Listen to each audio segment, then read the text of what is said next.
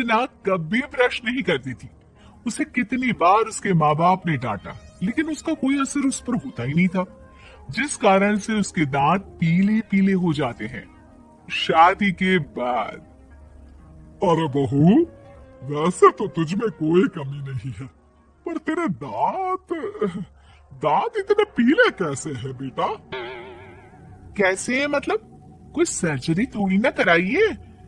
वो तो क्या नाम, मैं ब्रश नहीं करती थी तो पीले हो गए। अब क्या करूं?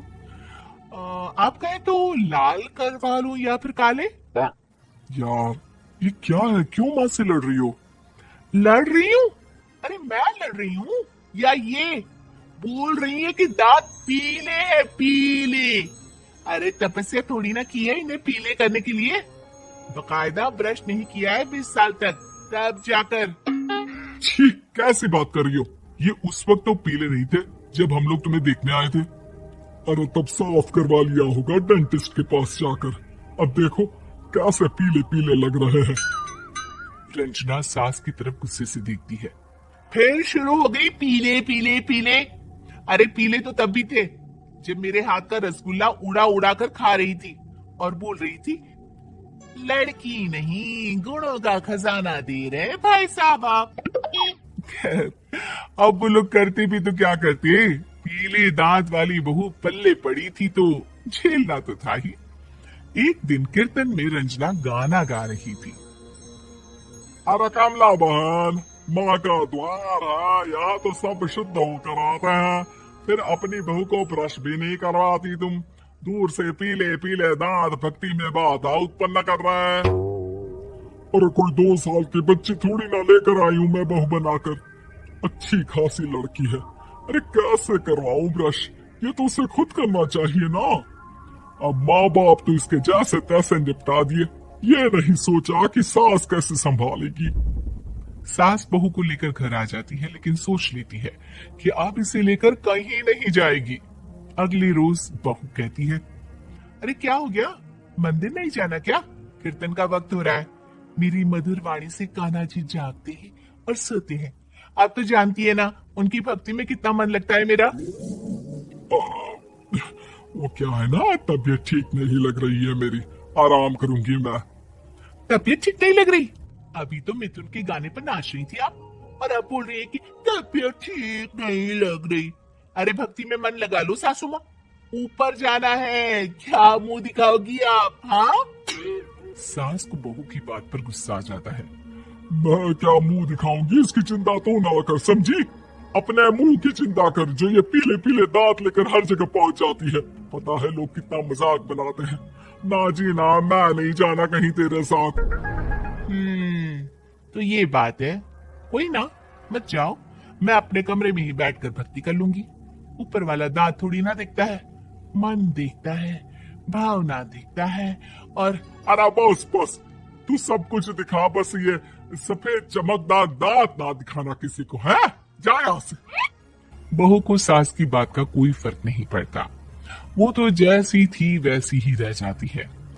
सुबह नहाकर किचन में खाना बनाना, फिर खाना खाना, कीर्तन भजन करना और सो जाना। एक दिन, माँ जी मैं सहेली के घर जा रही हूँ, शाम को लेट आऊंगी। हाँ, तो जाना, मैंने कौन सा तेरी आरती करनी है घर पर बैठकर।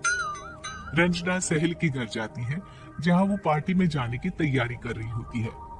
अरे शिखा, कहाँ जाने की तैयारी कर रही है? मैं गलत वक्त पर आ गई क्या?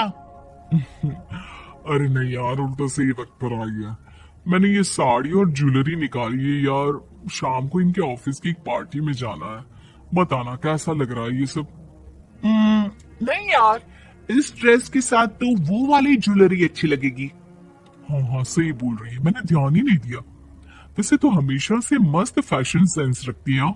तो बड़ा जाती होगी ना पति के साथ पार्टी में। रंजना कुछ नहीं बोलती, बस सोचती है कि यार काश ये बात सही हो जाती। पर मैं क्यों नहीं जाती पार्टी में? क्या इन लोगों की कोई पार्टी होती नहीं होगी? रंजना घर आती है और रात में पति से सवाल करती है, एक बात बताइए, आप मुझे किसी पार्टी में क्यों नहीं ले जाते? क्या आपके यहाँ ऑफिस में पार्टी नहीं होती? पति बेचारा क्या कहता कि दांत पीले हैं तुम्हारे इसलिए। अरे कोई पार्टी होती नहीं हम लोगों के ऑफिस में, तो कहाँ से लेकर जाऊं? और मार्केट, मॉल, कहीं वीकेंड घूमना, कहीं तो अरे यार सारे हफ्ते में एक छुट्टी मिलती है, तो सोचता हूँ कि आराम ही कर लूं। क्यों? रंजना मन मार के रह जाती है। पहले कभी सास के साथ मंदिर जाया करती थी, लेकिन वो भी सास ने ले जाना बंद कर दिया। घर बैठी बैठी रंजना बोर हो जाती है। तभी उसे आइडिया आता है और वो मायके जाने का सोचती है। सासू माँ, 2 दिनों के लिए मम्मी के घर जा रही हूँ। अच्छा अच्छा ठीक है, आराम से जा। और हाँ, माँ से कुछ अच्छी आदत सीख कर आना कि कैसे शरीर के हर भाग की तरह दांतों की सफाई भी जरूरी होती है, समझी? शुरू हो गई ना आप। वो लोग आपकी तरह नहीं है कि छोटी छोटी बात का बतंगड़ बना दे।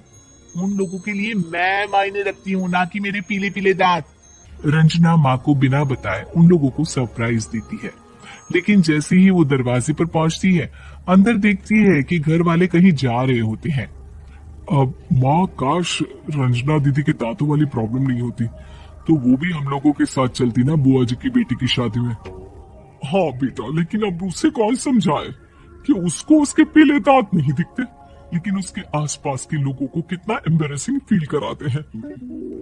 मुझे तो कितनी बार उसके स्कूल की टीचर ने शिकायत की कि उसके साथ कोई लड़की बैठना भी नहीं चाहती, और ना ही कॉलेज में कोई उससे बात करना चाहता था। लेकिन पता नहीं क्यों उसे ये बात समझ में ही नहीं आती। कोई कमी नहीं है उस लड़की में, बस यही कि दांत पीले हैं। वो तो भला हो जीजा जी और उनकी माँ का, जो दीदी को जैसी है वैसे ही रखा हुआ है।